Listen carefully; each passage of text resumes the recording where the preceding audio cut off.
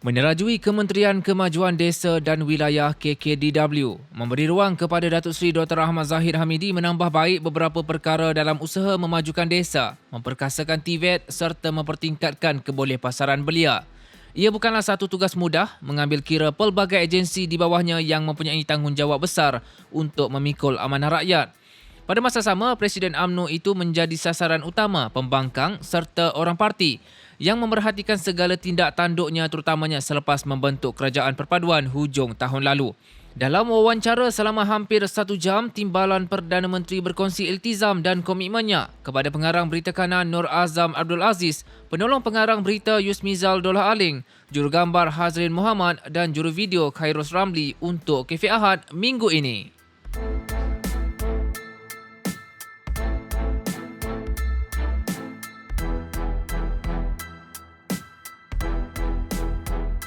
Saya tidak pernah berpuas hati selagi KPI dan juga pencapaian KPI itu tidak melebihi 100%. Ini saya lakukan di semua kementerian yang telah saya pernah ketuai. Saya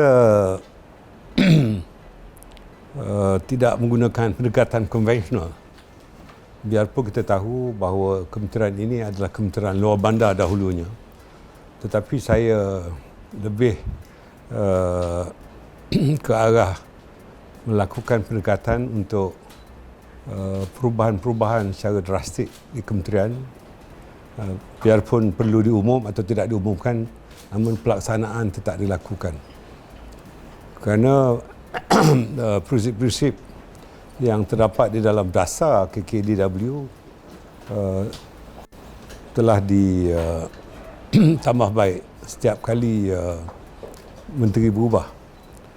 Namun pendekatan saya mengekalkan prinsip yang lama dan menambah elemen terbaru. Ini penting kerana kita adalah sebuah kementerian yang menyantuni kira-kira 8.1 juta rakyat di luar bandar.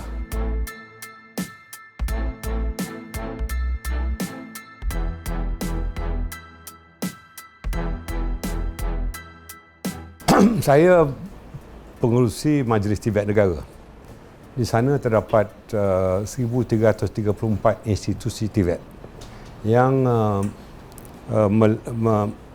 melintasi 12 kementerian yang berbeza. Ya.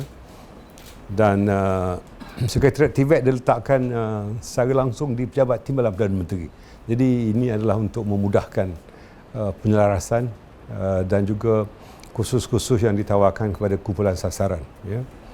2 hari sudah, umpamanya saya telah menawarkan 50,000 tempat untuk anak-anak generasi ketiga, keempat dan kelima Felda. Kerana di sana terdapat potensi yang terlalu besar, di mana anak-anak peneroka harus dijadikan sebagai aset untuk memenuhi guna tenaga pasaran di bidang lain. Bukan hanya di bidang pertanian saja. Mereka harus menerobos keluar daripada kepompong penerokaan kawasan-kawasan pembangunan tanah wilayah, tetapi mereka telah terbukti jika diberi peluang untuk mengambil kursus-kursus kejuruteraan umpamanya dan kursus-kursus AI,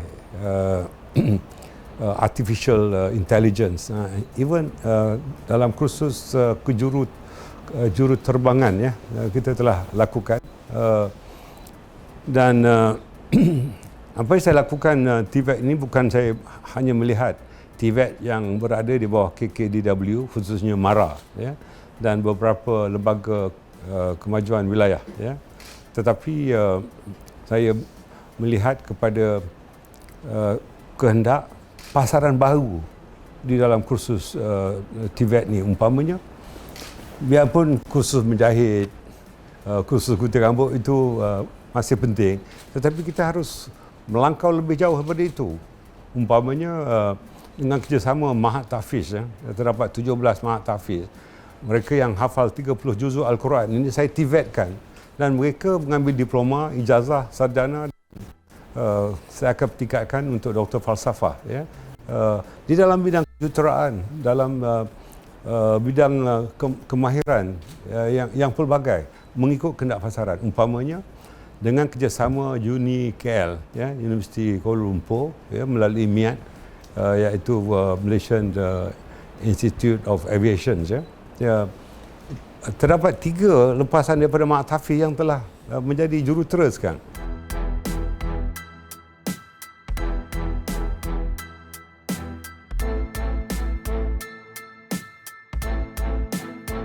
Kita tidak menggunakan kelulusan SPM sebagai asas kemasukan ke TVET. Cukup sekadar melepasi tingkatan 3. Yang kami lakukan pendekatan ialah pada mulai daripada pengambilan tahun ini hingga tahun depan, kita mensasarkan tidak kurang daripada 250,000 orang, ya, peserta, ya, daripada pelbagai bidang. Dan kita wujudkan pusat pengambilan TVET, ya, menyerupai unit pusat universiti, ya, supaya mereka memohon melalui satu pengkalan data, dan kita akan penuhi mengikut minat kursus yang mereka sertai. Dan di sana kita ada 4 tahap, ya. Sama ada mereka ambil SKM, ya, Sijil Kemahiran Malaysia, daripada tahap 1 sampai tahap 5. Apabila seseorang itu berada di tahap ketiga, ianya sama dengan sijil. Apabila peserta itu mencapai tahap kelima, sama dengan diploma. Selepas itu kita wujudkan peluang untuk mereka mengambil ijazah sarjana muda. Sekarang ini terdapat 2 universiti TVET di bawah KKDW, khususnya MARA, iaitu Universiti Kuala Lumpur dan satu lagi Universiti Politek Malaysia. Ya, dulu College Universiti Politek MARA, ya. Jadi ini bukan soal peluang kedua sebenarnya, ya. Artinya kita mesti memberi option pada pelajar ini.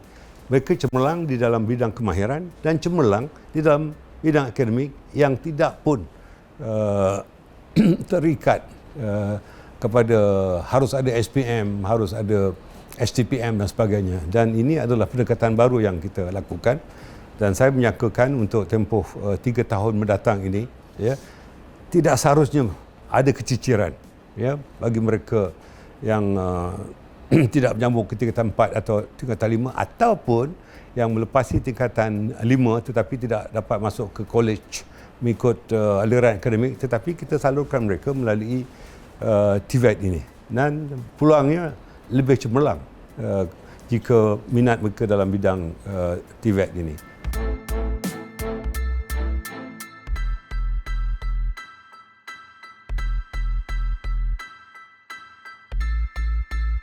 Sebagai sebuah kementerian, kita tidak harus bertindak cara silo atau cara bersendirian. Kita bekerjasama dengan banyak kementerian. Dari segi keusahawanan, kita bekerjasama dengan Kementerian Keusahawanan dan Koperasi. Kemudian untuk usahawan yang mengeluarkan produk-produk dan perkhidmatan halal, kita bekerjasama dengan MITI. Untuk latihan TVET, ya, kita bekerjasama dengan Kementerian Sumber Manusia, ya. Untuk melatih generasi baru, kita bekerjasama dengan Kementerian Belia dan Sukan. Begitu juga dengan Kementerian Pendidikan, Kementerian Pengajian Tinggi, ya.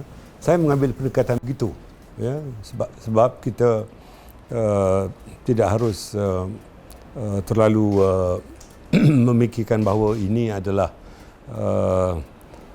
kawasan pertanggungjawaban saya, umpamanya, dan orang lain tak boleh masuk. Saya tidak mengambil pendekatan begitu. Itulah sebabnya saya diamanahkan untuk menjadi pengurusi jawatan kuasa kabinet yang merentasi sepadan pelbagai kementerian, dan saya juga diminta untuk mengetuai beberapa high level committee, ya, dan juga pasukan khas, tugas khas, ya. Dan ini saya lakukan bagi mendekatkan kumpulan sasaran yang mempunyai kaitan dengan pelbagai kementerian.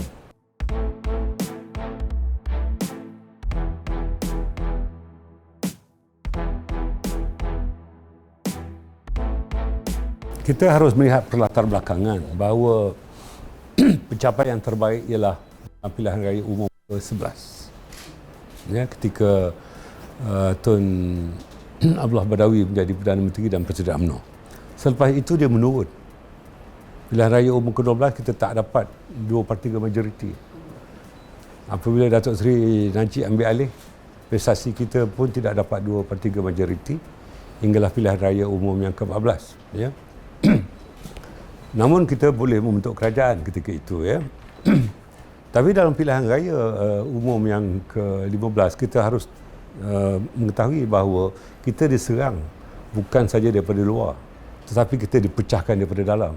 Terlalu ramai yang mengkhianati parti sendiri, ya. Dan di dalam usaha pembersihan ini tentunya saya yang menjadi sasaran, ya. Bukan mudah untuk mengendalikan sebuah parti yang dilemahkan daripada dalam, ya.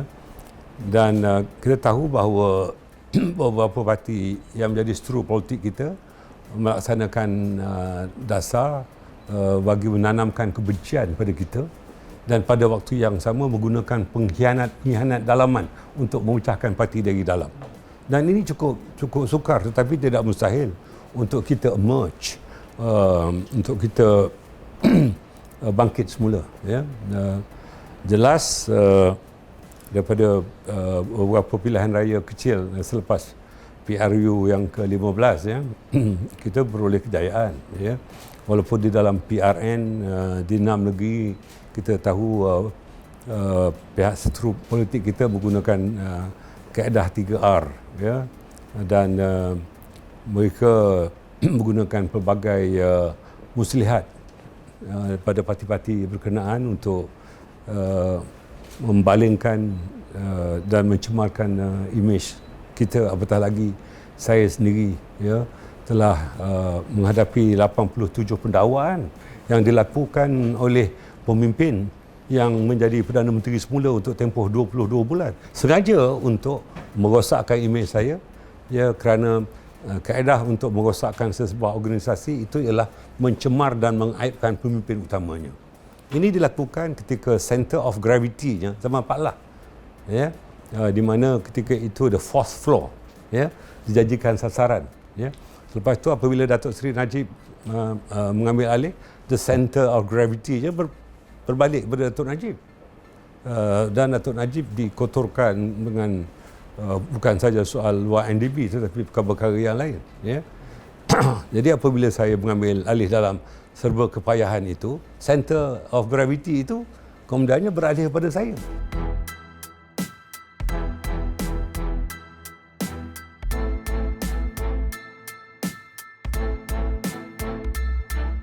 Saya telah melontarkan banyak kali tentang Hala 7. Dan yang terbaru saya menukar kepada haluan baharu UMNO. Di situ saya gariskan tidak kurang daripada 21 langkah, ya, untuk diterjemahkan pelaksanaannya. Saya telah memulakan bahawa saya sendiri harus turun ke seluruh 191 bahagian. Saya sendiri. Dan walaupun ada cadangan supaya saya kombinasikan 2-3 bahagian dalam satu, saya tak mahu begitu. Saya harus ada personal touch kepada bahagian-bahagian. Saya pernah lakukan ini pada tahun 1996 apabila saya jadi Ketua Pemuda UMNO Malaysia. Saya turun ke tiap-tiap bahagian, saya berjumpa dengan tiap-tiap kepimpinan bahagian dan kepimpinan pemuda cawangan ketika itu. Saya mulakan semalam di Putrajaya, ya. Seluruh 68 kepimpinan cawangan-cawangan, pemimpin cawangan, pemimpin wanita, pemuda dan puteri cawangan, di samping kepimpinan bahagian, ya, saya bertemu. Dan saya fikir walaupun ini satu pendekatan apa yang dipanggil face to face communication, ya, komunikasi cara langsung, tetapi saya tidak fikir sistem konvensional ini, ya, mempunyai nilai yang sedikit berbanding dengan non-verbal communication, ya, komunikasi, ya, media cetak atau media elektronik. Yang penting saya dapat bertemu dengan tiap-tiap pemimpin di akar umbi supaya apa yang saya sampaikan itu dapat mereka dengar sendiri.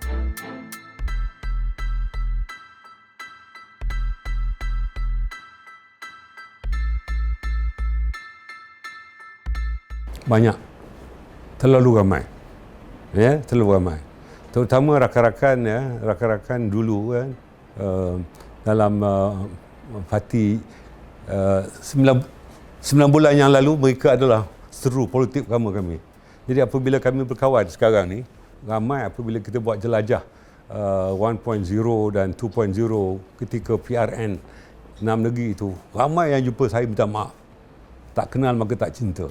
Jadi bila dah kenal, mereka minta maaf pada saya dan saya adalah seorang pemaaf. Ya, termasuk kepada para pengkhianat asalkan mereka tidak mengkhianati semula parti.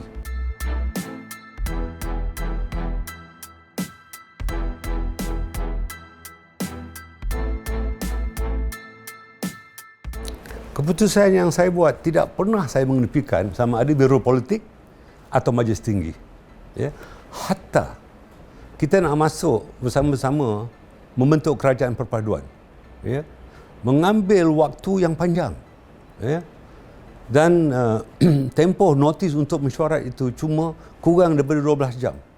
Dan saya mendapat pandangan daripada 56 ahli-ahli majlis tertinggi ketika itu. 54 daripada mereka itu bersetuju untuk kita bersama-sama dengan kerajaan perpaduan. Cuma 2 orang tidak setuju. Itu bukan keputusan saya, keputusan majlis tinggi. Ya, kerana bukan sekadar kita mematuhi titah tuanku untuk mewujudkan kerajaan perpaduan, tetapi untuk masa depan UMNO. Bayangkanlah kalau kita bersama dengan pihak yang tidak mewujudkan kerajaan perpaduan. Saya tidak fikir ada daya tahan di kalangan kepimpinan dan ahli UMNO untuk jadi pembangkang. Kita ada pengalaman 22 bulan. Ramai yang bersemangat. Tetapi kita tahu bahawa budaya pembangkang ini bukan budaya UMNO.